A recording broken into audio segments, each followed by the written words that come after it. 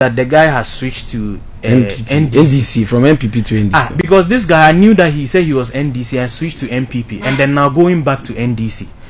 Some of these guys, sometimes we give them a lot of credence, and then we need to start exposing some of these things so people don't switch parties and then put all of us in a particular. But though it's their own choice. I think I even called you two as well. Yeah. And I was asking what the issue was about.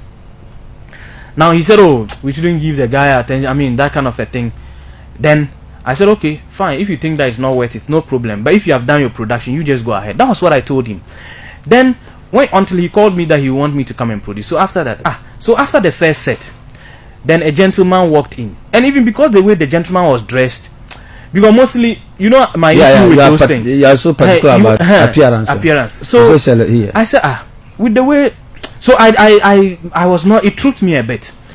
But when the gentleman, he came and sat on this very seat, then I was still sitting here. So they started, and that day we had internet challenges, so we couldn't stream. But I found a way to actually put it on record, so that later I can upload on social media.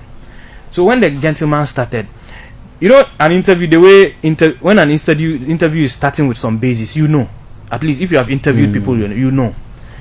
So as they started, and he started talking, and Omar was seated and watching, then I realized that no, he was making some allegations that could put the station into jeopardy.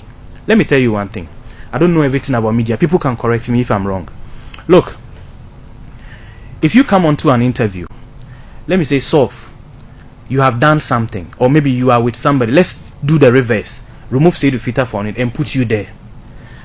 Then people say that they don't want you close to that person again. It's our person. We don't want you to get close to. I'm using that one as a basic example. Then I heard those things. Then I decided I'm not going to call you that they are alleging those things against to interview you. I didn't do that, or even try to get somebody who is related to that matter, who has some credence, to come over and say, "Oh, this is what we are hearing," and then we want to really run a post-mortem on it. Nothing like that. Now, the person who came to do the interview, I have never seen him. God is my witness. I've never seen him in my life. I don't know him.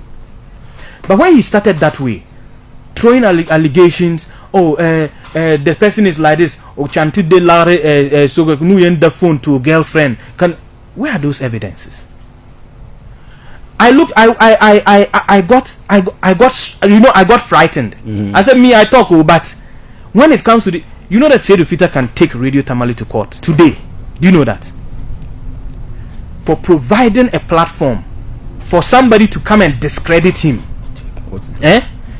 For somebody to come and discredit his reputation. It's just if we allow, look, because the guy was talking without basis. We could do the interview. I remember at a point Oman asked him for evidence. Exactly. And he said, no, I wish I told him you asked him I prompted